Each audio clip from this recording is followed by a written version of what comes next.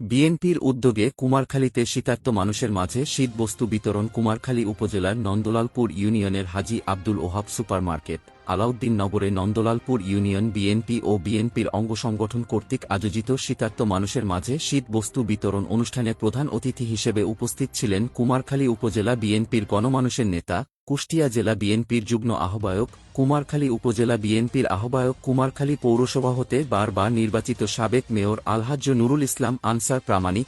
বিশেষ অতিথি হিসেবে উপস্থিত ছিলেন কুমারখালী উপজেলা বিএনপির সদস্য সচিব সদকি ইউনিয়ন থেকে বারবার নির্বাচিত সাবেক চেয়ারম্যান জনাব লুৎফর রহমান, নন্দলালপুর ইউনিয়ন বিএনপির সাবেক সিনিয়র সহসভাপতি জনাব আব্দুর রাজ্জাক, সাবেক মেম্বার, কুমারখালী কলেজের সাবেক ছাত্র নেতা দিয়ানত আলী সহ বিএনপি ও বিএনপি অঙ্গ সংগঠনের বিভিন্ন পর্যায়ের নেতাকর্মীগণ। উক্ত অনুষ্ঠানে সভাপতিত্ব করেন কুমারখালী উপজেলা বিএনপির যুগ্ম আহ্বায়ক জনাব আলতাফ হোসেন। কুষ্টিয়া কুমারখালী খন্দকার সজীব আহমেদ। এর তথ্য ও ভিডিও চেয়ে দেখুন। লাইক, কমেন্ট এবং শেয়ার করে আমাদেরকে সহযোগিতা করুন।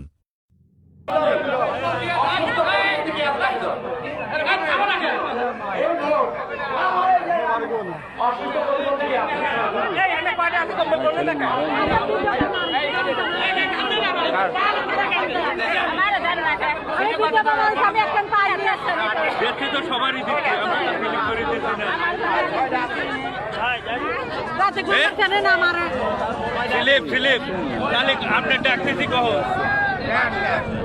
ফিলিপ কখন ডাকছে? ফিলিপ কই?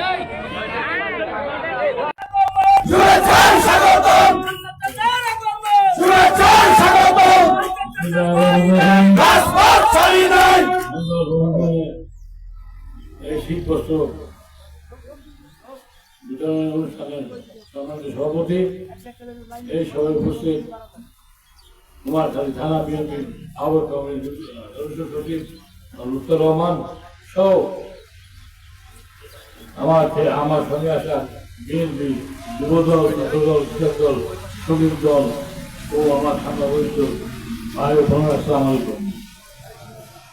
আমি শারীরিকভাবে ক্লান্ত, আমার বক্তব্য আমি দীর্ঘায়িত করবো না, সংক্ষেপে দু একটা কথা বলবো।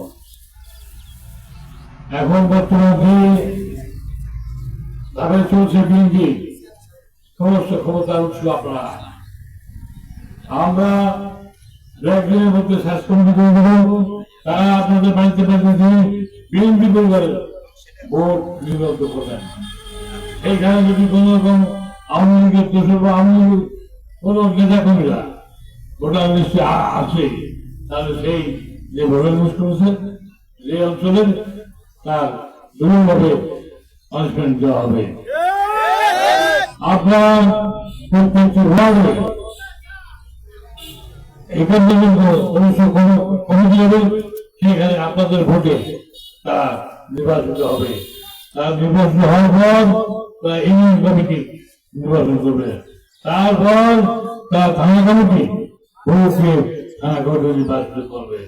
মূল ক্ষমতার উৎস আপনারা, মূল ক্ষমতার উৎস আপনারা। এবং যখন ভোটার লিস্ট করতে হবে তত অসুবিধা